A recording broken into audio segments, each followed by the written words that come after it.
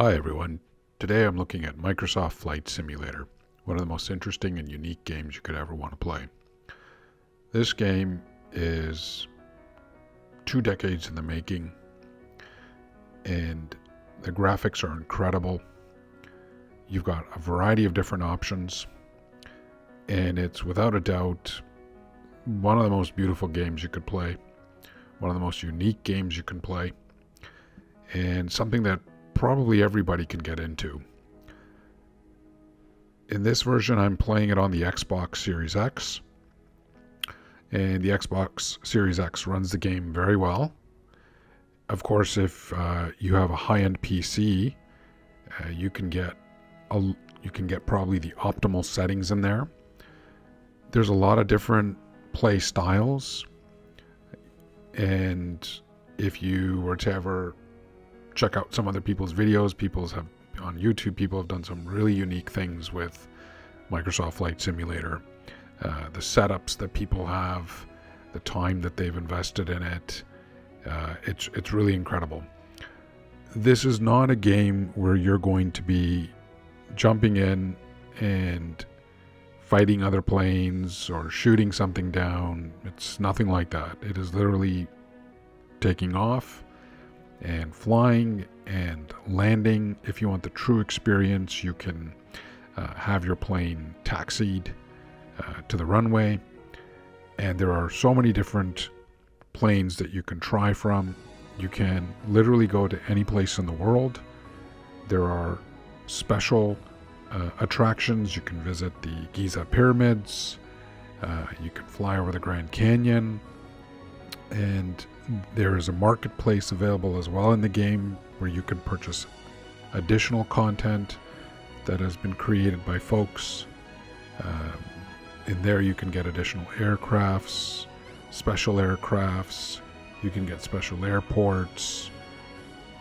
The other most unique thing about this game is that it uses real time and real weather tracking. So if you are flying out of London and the weather is really bad, that's going to show up in the game. You do have the option of adjusting those settings if you like, but it's makes part of the gameplay unique.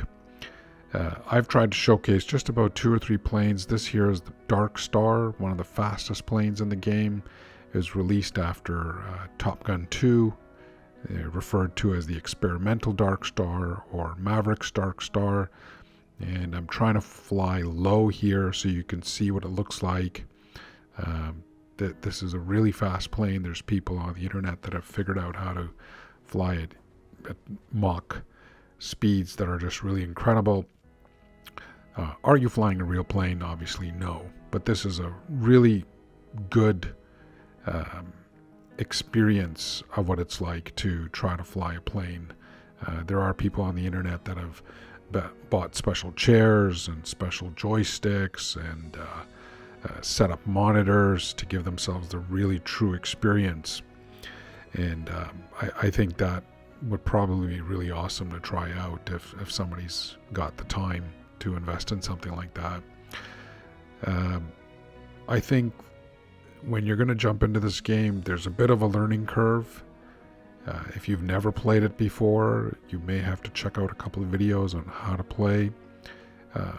Flying is not overly difficult, but landing, at least for me, has been pretty difficult depending on the type of plane that I've selected. There are tutorials. You can use the in-game options for assistance. And of course those will help you with taking off and landing. Certain planes will be more difficult in terms of landing versus others. This here is a glider that was recently introduced to the game in 2022, and as you can see, I'm struggling here with trying to fly it. It's a bit tricky, but really fun. The background sounds are incredible. They really make you feel like you are in fact flying a plane, and it really adds to the experience of Microsoft Flight Simulator. I think there's a cult following to this game. If you go online to YouTube or Instagram, there are people that really enjoy this game, and I can definitely see why. They post a lot of pictures of their planes and their clips, video clips on Instagram, shorts on YouTube of people landing and taking off. You can customize the planes to specific airlines, British Airways, Air Canada, which gives you an added experience there. There are different camera modes in the game. You can fly through the cockpit mode if you like, which is kind of like a first-person mode. You could fly here in the third-person mode is what I call it. This is the version that I like. I like to be able to see all the scenery around me. I like to be able to see the clouds, the sky, the little cities and towns underneath. This particular glider, I believe I'm flying over a small Italian village somewhere. Here you'll see the AI control can take over if you're having some difficulty, and you can just sit back and watch and relax. Again, a very different experience from playing different video games. The final version of the plane that I wanted to showcase was the big Boeing 747. Really, really fun to play. This is one of my favorite planes to check out. Taking off from an airport, flying through the skies. Just really incredible how the plane maneuvers and all of the different intricate details that you'll see not only in the plane but also in the environment and the world around you, the cities, the rivers, the weather.